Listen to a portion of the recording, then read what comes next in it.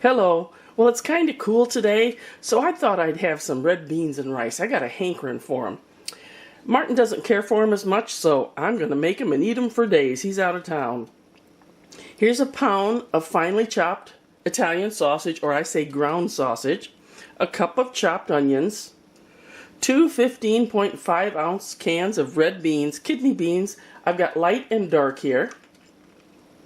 I have 1/2 cup of red pepper chopped, 1/2 cup green pepper, 2 garlic cloves, 1 teaspoon oregano, 1 teaspoon thyme, and 8 ounces of tomato sauce. You know how much these containers hold? I'd say 8 ounces. I almost did myself over there. I've already cooked some rice. That is what we will put this on. So, first things first, we're going to brown the sausage and the onion. So first I'm putting in the Italian sausage. That's 1 pound ground Italian sausage. I have it on medium heat. Let me poke this apart a little. See, this is another one of my ancient tools. I love these things. If you can ever find these old spatulas, they're very thin and you can do so much with them. The new spatulas are too chunky. Okay. And I'm going to add our cup of onion. Turn it down just a little maybe. And we're going to let this brown. As this is browning, the next step is I add everything else. I let it simmer 15 minutes, all in one pan. Except for the rice, of course. We'll let this continue. I have to show you my new kitchen gadget. Well, it's a new old kitchen gadget. I bought a box of utensils at thebloydauction.com, and this was in there. I didn't know what it was. See that? It's an old-time can opener. And I love this thing. I'm going to show you how it works. Just down like that, and then you do this. Look at that. Is that crazy? Look at this. I love that thing. It's so easy to use. I know you have to crank, but I just love it. I love old things to use in the kitchen. You know, one of the reasons is they're still here, even if they're 100 years old. This isn't that old, but I had to show you my new toy.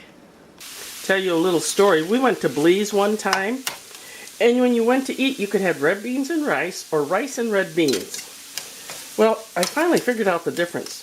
The red beans as rice is what we're going to have. I've made the rice, and we're going to put this on top. The rice and red beans was, the beans were soupier, and you had the rice mixed in. They were both delicious. And by the way, they had a lot of chicken there.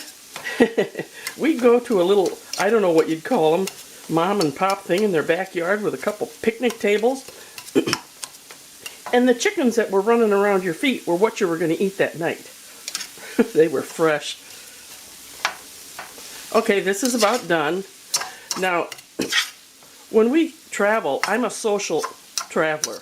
That means I wouldn't want to do a tour because I like to visit with the locals. I like to blend in, have good conversations. A lot of times they're surprised that someone would want to just sit down and have a talk with them. But that's what I am, a social traveler who's also an introvert. This, ladies and germs, is done. So now I'm adding everything else. Oh, gadzooks. You heard gadzooks? I just stubbed my toe on the tripod. I stubbed my toe a month ago and I think I must have broke it because it still is tender. And I did it again. I know, wear shoes. Okay, there goes that. Stir this in.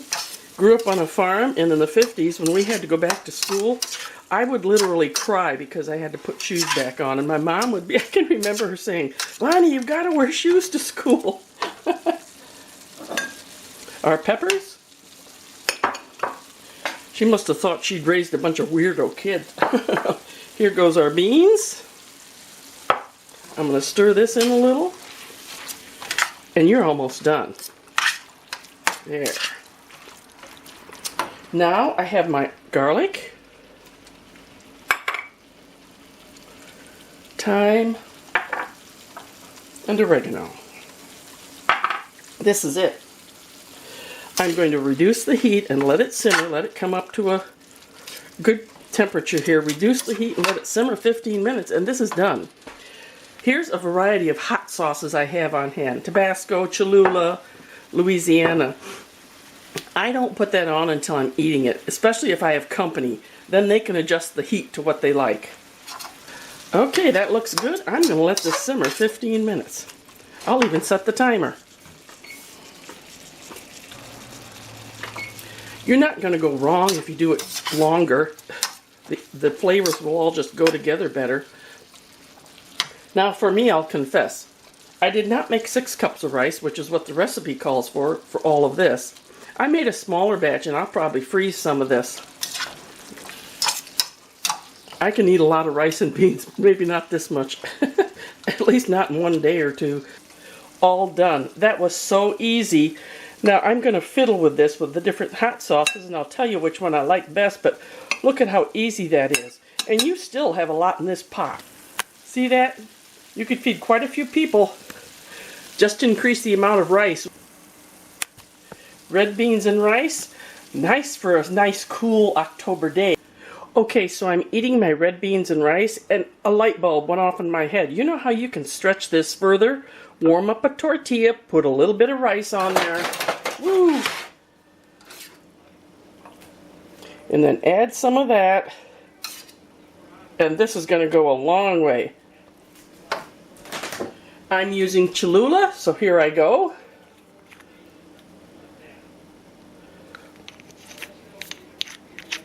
Now, if I were to do this in the morning, I would add scrambled eggs to this. Oh, look at that. Wow. Can you see that?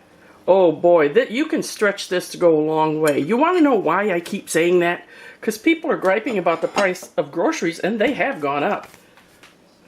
Here we go. So now I've combined it into a burrito. Oh, that looks good. If I had this for breakfast, and yes, I would have this for breakfast, I'd put some scrambled eggs in here. Here are my red beans and rice, which I've been eating. Give this a try. I think you'll like it. It'll stretch a long way, too.